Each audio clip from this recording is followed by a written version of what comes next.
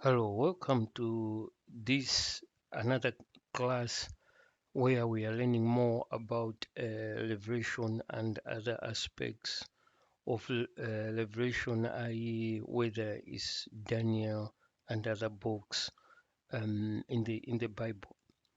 So here I want us to look into a phrase which John used, the bottomless pit.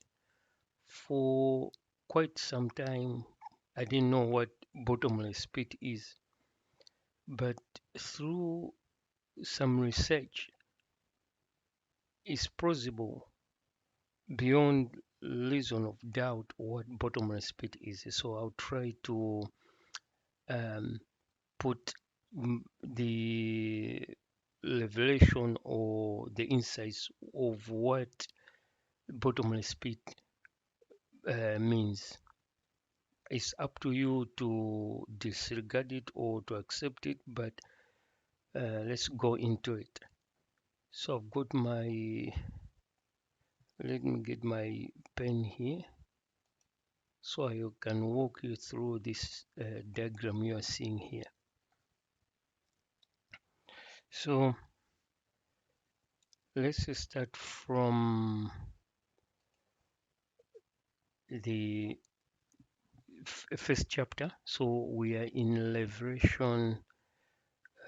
So we are in Liberation 20, verse 1, if you could follow.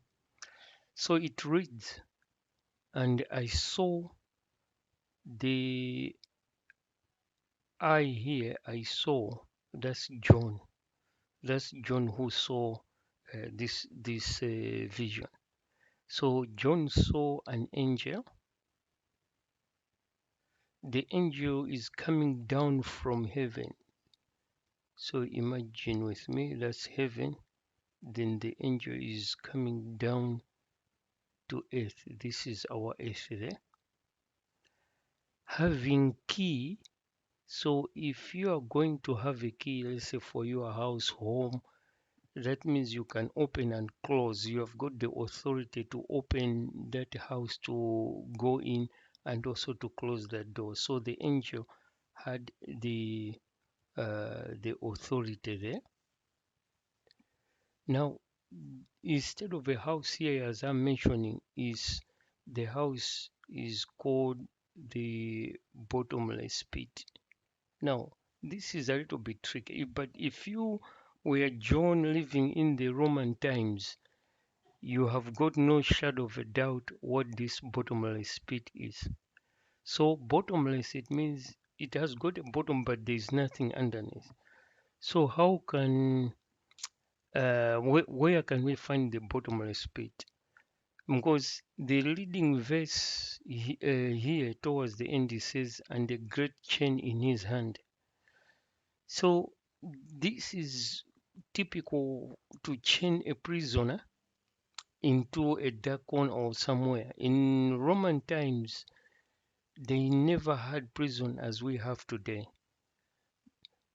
But in Rome itself, they had a prison, which you see in the diagram here. So here, you see, it's an opening so that light could seep in. So the only light in this room will be the light which is coming here. And the same light will be the light for the bottom one. So what they will do is they will dig, as you can see from here, because this is the street here. People are walking, but they don't know that it's a prison apart from having a guard here and also there. So the prison was not like a prison we have today. Was a house but made into a prison. So you've got all walls around there, just only a hole. At least there is a bench, and below it they also dug in another cell. Now the difference between these two cells is here is just a waiting and a holding area. So like Jesus will come in here, Peter, Paul will come in here waiting for a trial. But if he is condemned to death or strangulation, he is thrown into the bottomless pit here, where it's dark. That's the only light, and they will die because of starvation or hunger. Either you have to eat any left body or human body, so you could survive. But chances are you die of starvation eventually. So there is less light apart from the light which is seeping in. So if you are thrown in here, all you see is that light, but you won't see the bottom. Because if you look from here, all you see is a shaft going in there. But if you are in here, you are not sure, apart from seeing maybe a dotted light coming here, and then the surrounding is all dark, you are in the bottomless pit. So this is where Satan will spend a day just waiting before Satan goes out. So Satan will go out for a little season. That's why here we have got a little season. So the little season is the time Satan is let out. But the let me clear the screen. The 1,000 years, which if we look in Revelation 20 verse 2, it says, and the angel laid hold of the dragon, that old serpent. So the old serpent is being taken from the Garden of Eden, and the devil, most of the naming of the devil, you find it in New Testament a lot. And then Satan also you find in both old and new. So we are talking of the same person here, the Satan.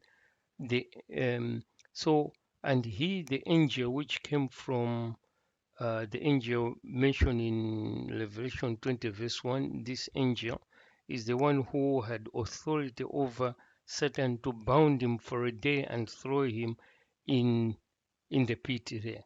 So this is the pit, as you can see here. That's the bottomless pit, and you can see stairs going down to a dark place like a dungeon. In fact, it was a dungeon because people will get persecuted, tortured, all of that could happen. Now, in Revelation 20, verse 3, and cast him, that's Satan, into the bottomless pit, which is in this Roman prison, if you think of it, and shut him up and set a seal upon him that he shouldn't deceive. So Satan shouldn't deceive who? The nations no more until the 1,000 years. So this is just a day. It means it's a day should be fulfilled. So there will be a particular day when Satan will be bounded and he won't have the luxury to go and deceive the other nations. So when it is fulfilled, that day, and after that, he must be loosened for a little season. So this is what we need to study. What does it mean, little season? Is it 3 years like Jesus had when he come to the earth? Uh, did he spend also 3 years, or is it 40 years like the children of Israel stayed? So we need to investigate that, but that's for a future video which I'll make going into the little season. So with that, I thank you for viewing.